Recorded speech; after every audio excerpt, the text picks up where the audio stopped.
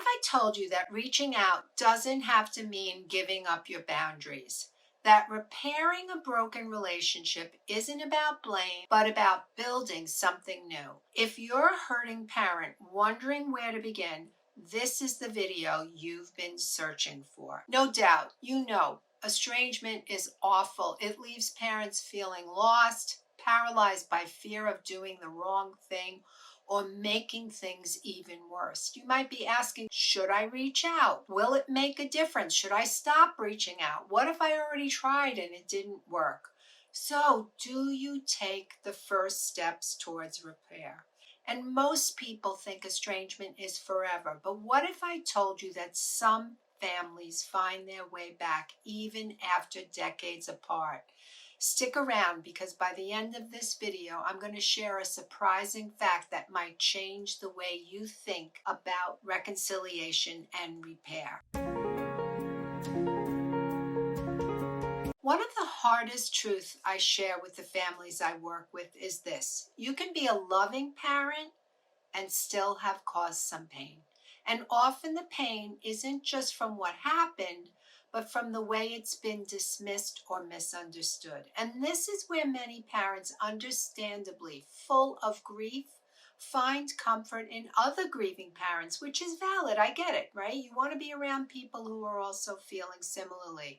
And these spaces, unfortunately, become echo chambers. This means that rather than gaining insights to help your situation, what's happening is it just reinforces much of what your children are complaining about in the first place. It enforces blame and defensiveness rather than healing. And you might hear things like, kids today are just entitled, they don't appreciate anything we did, how dare they, they're brainwashed or influenced by their therapist. That's like so common.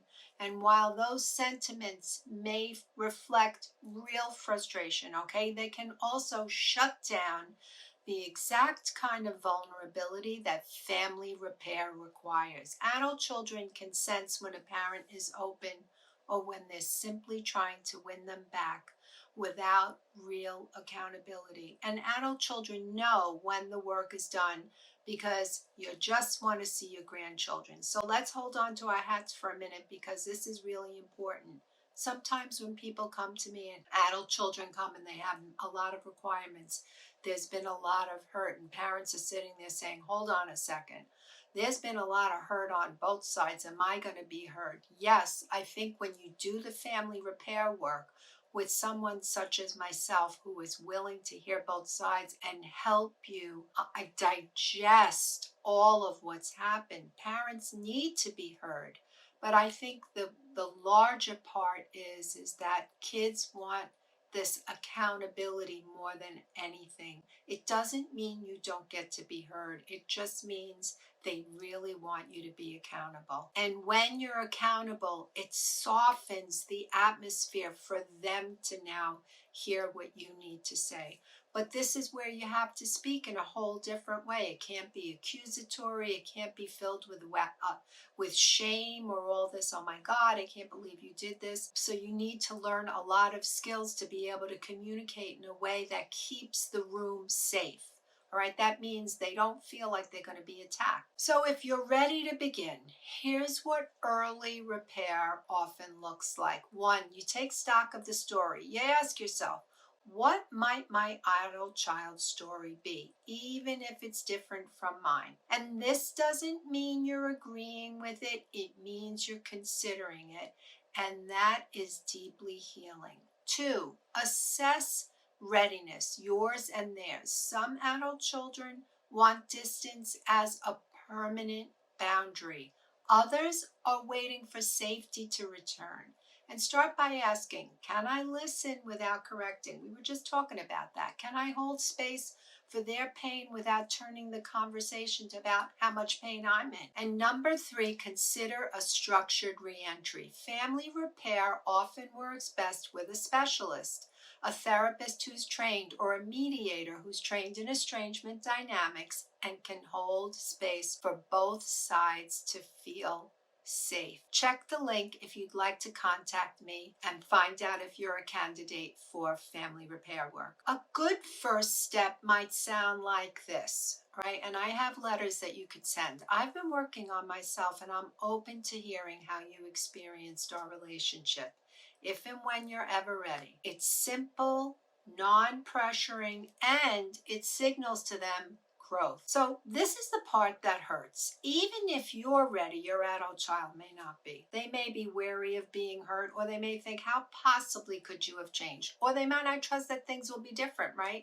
That's why this work begins with you. Repair is never wasted, even if the relationship never returns. Your healing is real. You become someone who is ready if and when the door opens.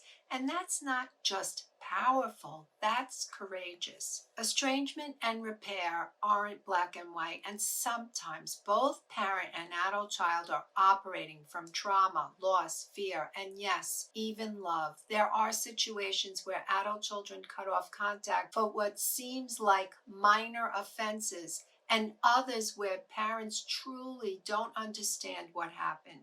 And there's no one-size-fits-all answer. And anyone promising that doesn't understand the complexity of this work. But what I can promise is this: you're not alone. Repair is possible, and it begins with hope, accountability, and a willingness to face the pain instead of avoiding it. Before we wrap up, I want to share something that might surprise you. Research indicates that estrangements are not always permanent. In fact, the average length of estrangement is 4.5 years, but it can vary even, right? From 6 months to over 30 years. But this means that even after prolonged periods of no contact, repair is still possible. Understanding this can offer hope and perspective as we consider steps towards repairing the family relationships.